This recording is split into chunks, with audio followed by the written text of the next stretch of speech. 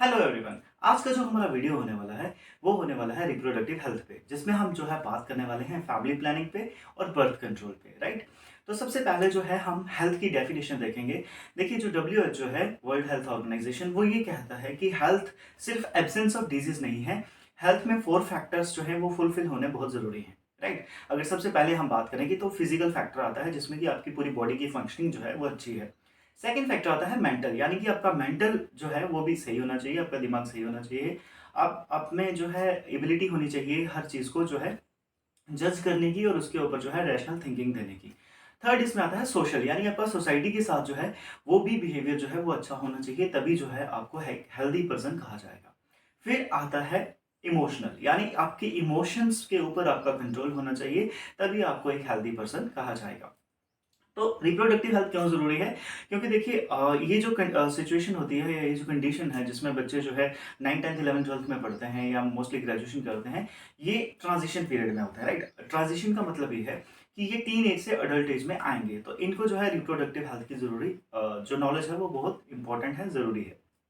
अब अगर हम बात करें फैमिली प्लानिंग पे, तो देखिए इंडिया कुछ कंट्रीज में से एक था जिन्होंने सबसे पहले नेशनल लेवल पे जो है ये फैमिली प्लानिंग के प्रोग्राम्स को इनिशिएट करना शुरू कर दिया था। राइट आफ्टर इंडिपेंडेंस 1951 में फैमिली प्लानिंग प्रोग्राम जो है वो शुरू हो गया था, जिसमें मोटिव यही था कि जो राइजिंग पॉपुलेशन है उसको कैसे कम किया जाए, राइट। अब आपने सुना होगा कि इसमें जो है बहुत सारे प्रोग्राम्स आते हैं, जैसे reproductive and child health care है, जिसको RCH प्रोग्राम्स कहते हैं। तो ये बड़े एडवांस लेवल के प्रोग्राम्स हैं। Reproductive and child health care programs हैं, ये बहुत एडवांस प्रोग्राम्स हैं, जिनमें जो है हम ये बताते हैं कि जैसे कैसे जो है एक मदर या एक बेबी की जो है आप नरिशमेंट कर सकते हो, उनको प्रोटेक्ट कर सकते हो वेरियस डिजीज से, राइट।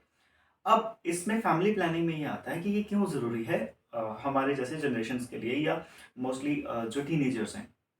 तो देखिए, फैमिली प्लानिंग का मतलब ही है कि कैसे आप उस फैमिली को प्लान करते हो। आपको कितने बच्चे चाहिए, या मान लीजिए कपल है, उसको कितने बच्चे जो हैं वो चाहिए, रिक्वायर्ड है। तो मोस्टली आजकल के सिनेरियो में 1 और 2 चाइल्ड जो है वो इनफ है, राइट। लेकिन आपने पहले ज़माने में देखा होगा कि एक कपल के 10-10, 12-12, 15-15 बच्चे भी होते थे। तो इसी चीज़ को ओवरकम करने के लिए फैमिली प्लानिंग प्रोग्राम्स को जो है इनिशिएट किया गया, ताकि उनको समझाया जा सके कि ज़्यादा बच्चों का मतलब ये नहीं है कि ज़्यादा सोर्स हो जाएँगे इनकम के। देखिए, ज़्यादा बच्चे होने से क्या होगा कि जो हमारे रिसोर्सेज़ हैं, उनके ऊपर एक इल इफ़ेक्ट पड़ता है, उनके ऊपर जो है बहुत बर्डन पड़ता है। अब एग्ज़ाम्पल आपके घर की लेते हैं, आपके घर में मान लीजिए 2 गेस्ट आ जाते हैं, तो आप उनको जो है बहुत अच्छे से ट्रीट करेंगे, बहुत अच्छे से उनको अकोमोडेट करेंगे, उनको एक सेपरेट रूम देंगे। लेकिन मान लीजिए अगर आपके घर में 100 गेस्ट आते हैं, तो आप उनको कैसे जो है अकोमोडेट करोगे? तो वहाँ पे प्रॉब्लम आना जो है शुरू हो जाएगी।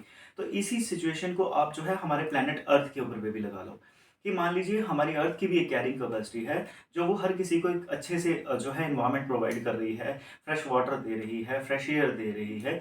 लेकिन एक टाइम ऐसा भी तो आएगा ना, जब पॉपुलेशन बहुत बढ़ जाएगी, तो रिसोर्सेज जो हैं वो शॉर्ट पड़ना शुरू हो जाएंगे। तो इसी चीज़ को जो है ओवरकम करने के लिए हम लोग फैमिली प्लानिंग जो है उसको इनिशिएट करते हैं। अब देखिए, फैमिली को कैसे प्लान किया जा सकता है? तो सबसे फर्स्ट फैक्टर जो आता है इसमें वो है बर्थ कंट्रोल। तो अगर हम बर्थ कंट्रोल की बात करें, तो इसमें बेटा याद रखना कि इससे 2 मेथड्स हैं, ठीक है? फर्स्ट आता है नेचुरल, दूसरा आता है आर्टिफिशियल। अब अगर हम नेचुरल मेथड की बात करें कि कैसे जो है बर्थ को कंट्रोल किया जा सकता है, तो देखिए, सबसे पहला जो आता है वो आता है कोइटस इंटरप्टस, या हम इसमें इसको अगर इजी वे में समझना हो तो हम ये कह सकते हैं कि जब मेल पार्टनर और फीमेल पार्टनर जो है वो जो है सेक्सुअल इंटरकोर्स करते हैं, तो राइट बिफोर इजैकुलेशन, यानी इजैकुलेशन से पहले ही जो मेल पार्टनर है वो अपना पेनिस जो है वो वेजाइना से विड्रॉ कर दे, ताकि इजैकुलेशन ना हो, सीमेन जो है वो फीमेल के एनवायरमेंट में ना जाए, और उससे क्या होगा, इंसेमिनेशन नहीं होगी, ठीक है। ये तो सबसे जो है वेल नोन है। लेकिन देखिए, इसमें एक प्रॉब्लम ये आती है कि बड़े सारे केसेस में इजैकुलेशन हो जाती है, क्योंकि इसमें जो है इंटेंस जो है पीक पे इंसान होता है, तो उसको जो है विड्रॉ करना बहुत मुश्किल हो जाता है। सेकंड इसमें आता है पीरियोडिक एब्स्टिनेंस। पीरियोडिक एब्स्टिनेंस का मतलब ये है कि जब फीमेल का जो मेंस्ट्रुअल साइकिल चल रहा है, तो उसमें 10 से लेके जो 18 या 20 डेज के बीच का जो टाइम पीरियड है, उसमें जो है इंटरकोर्स नहीं करना है। क्यों नहीं करना है? क्योंकि वो टाइम जो है वो ओवुलेटरी फेज का होता है, यानी उसमें ओवुलेशन होगी, एग जो है रिलीज होगा ओवरी से, तो उस टाइम पे जो है चांसेस ऑफ फर्टिलाइजेशन जो है वो बहुत होंगे। थर्ड मेथड जो इसमें आता है वो आता है लैक्टेशनल एमेनोरेसिया, यानी एब्सेंस ऑफ मेंस्ट्रुएशन। तो ये कब होगा? मान लीजिए एक मदर है जिसने अभी एक बेबी को डिलीवर किया है, तो वो जो है एक्सक्लूसिवली 6 मंथ तक ब्रेस्ट फीडिंग कराए, राइट? जब वो 6 मंथ तक ब्रेस्ट फीडिंग कराएगी तो उससे क्या होगा कि उसके जो पीरियड्स हैं वो नहीं आएँगे। ये ज़्यादा से ज़्यादा 6 मंथ तक चल सकता है, लेकिन 6 मंथ के बाद उसका जो पीरियोडिक साइकिल है वो शुरू हो जाएगा। ये तो बात हम कर रहे थे नेचुरल मेथड्स की कि कैसे हम बर्थ को कंट्रोल कर सकते हैं। अब इसी के साथ अगर हम आर्टिफिशियल मेथड की बात करें, तो सबसे पहले आता है बैरियर मेथड। बैरियर मेथड का मतलब ये है कि मेल और फीमेल दोनों के जो रिप्रोडक्टिव ऑर्गन्स हैं, उनको जो है एक किस्म की शील्ड प्रोवाइड की जाए ताकि स्पर्म और एग की फ्यूजन ही ना हो, राइट? तो द वेल नोन एग्जाम्पल इसमें जो है वो आता है कॉन्डोम्स का, ठीक है? मेल और फीमेल कॉन्डोम्स आ जाता है, इंट्रायूटेरिन डिवाइसेस आ जाते हैं, जैसे आपने एग्जाम्पल कॉपर टी की सुना होगा, राइट? तो जब हम यूट्रस में इम्प्लांट कर देंगे तो ये जो है क्या करेंगे कि या तो फर्टिलाइजेशन नहीं होने देंगे या इम्प्लांटेशन नहीं होने देंगे, ठीक है? फिर उसके बाद जो आता है वो आता है कि कुछ कंट्रासेप्टिव पिल्स जो हैं वो फीमेल्स ले सकती हैं जिससे जो है अ, उनका जो एग है वो रिलीज ना हो, ठीक है? या जो आपका फर्टिलाइजेशन प्रोसेस है वो ना हो।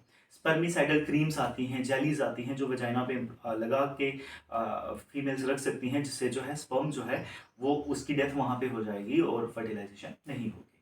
फिर इसके बाद ये तो सारे टेम्परेरी मेथड्स हैं, फिर आता है परमानेंट मेथड, यानी जिससे जो है ये होगा कि एक टाइम के बाद उनके जो है वो बच्चे ही पैदा नहीं होंगे, राइट? तो इसमें क्या होगा? इसमें जो है हम करते हैं वासेकोटोमी और टुबैकोटोमी। अब वसेकोटोमी की अगर बात की जाए तो वसेकोटोमी क्या है कि वास डिफरेंस की जो ट्यूब है उसको कट कर दिया जाता है ताकि टेस्टिस से स्पर्म्स जो हैं वो पेनिस तक पहुंच ही ना पाए और इजैकुलेट हो ही ना पाए, राइट? ये एक परमानेंट मेथड है, सेफ मेथड है और ये जो है ये एक डॉक्टर के द्वारा जो है परफॉर्म किया जाता है। फिर आता है जो टोबैकोटोमी। टोबैकोटोमी है जो ये एक्सक्लूसिवली फीमेल्स के लिए है। टोबैको का मतलब ये है ट्यूब, ठीक है? Fallopian tube.